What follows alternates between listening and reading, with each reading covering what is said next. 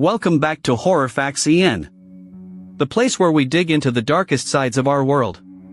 You've just inhaled a 300-year-old killer that's been hiding in plain sight, and the truth behind it is more terrifying than any curse. In 1923, the official autopsy of King Tutankhamun's mummy revealed the presence of a live, unknown fungal strain capable of surviving 300 years in total darkness.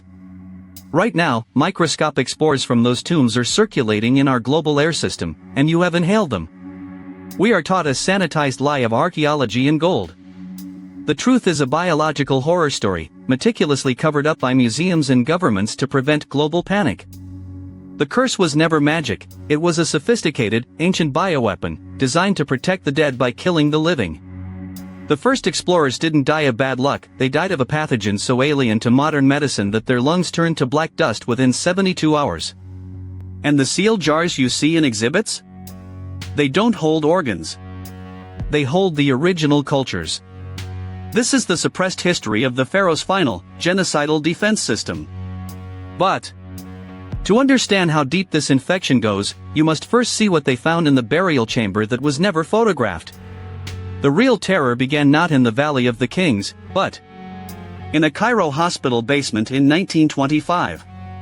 When Howard Carter's financier, Lord Carnarvon, died, the press called it a curse. The medical report, classified until 1998, tells a different story. His skin was marked not with insect bites, but with precise, geometric lesions that mirrored the hieroglyphs for purification found on Tutankhamun's innermost coffin. His internal organs had undergone rapid, accelerated mummification while he was still alive. The official cause was sepsis, but the tissue samples showed something impossible. Structures resembling ancient Egyptian natron salt had crystallized in his bloodstream, desiccating him from the inside out. This wasn't an infection medicine knew, it was a process, triggered on a molecular level. The 5 other cursed deaths all shared this single, horrifying signature, the body turning itself into a mummy, as if following a command written in its own DNA. The British government seized all evidence. But the pathogen had already escaped the lab. For decades, the tomb mold theory was a joke among archaeologists.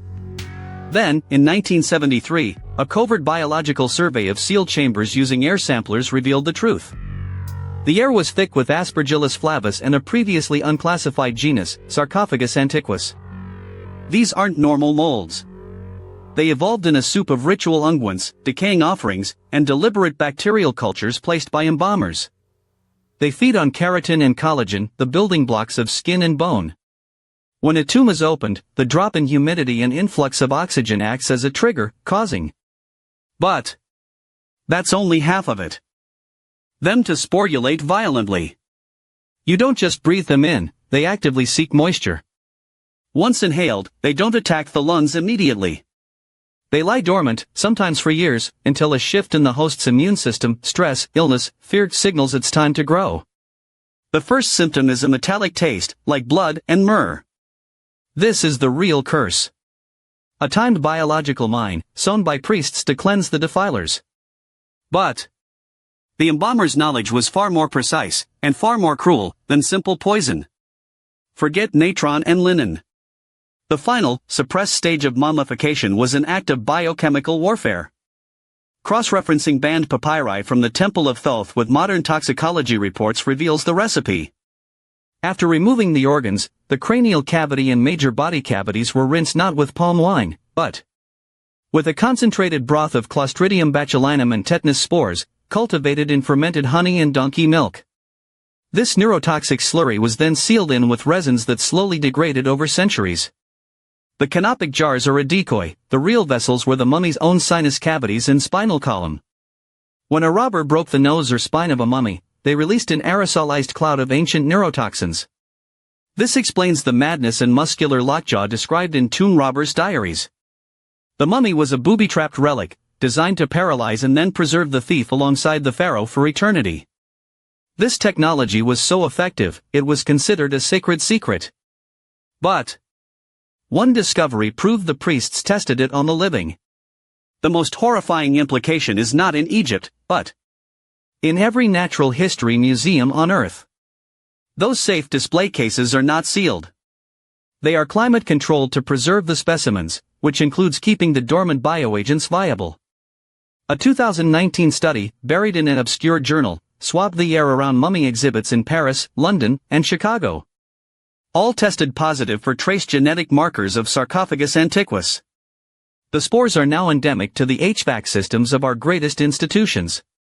We have globalized the curse. Every time you visit, you carry a few million ancient particles home on your clothes and skin. They are in the dust of your house. They are in you. The trigger is no longer a tomb opening, but the escalating electromagnetic smog of the modern world, which studies suggest can stimulate fungal growth.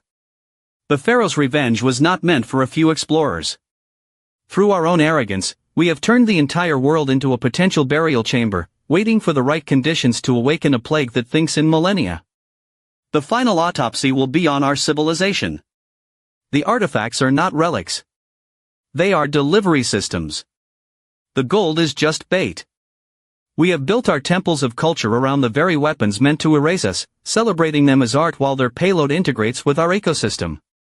This truth is suppressed not because it's unbelievable, but because admitting it would mean condemning our museums as tombs and our curiosity as a death sentence.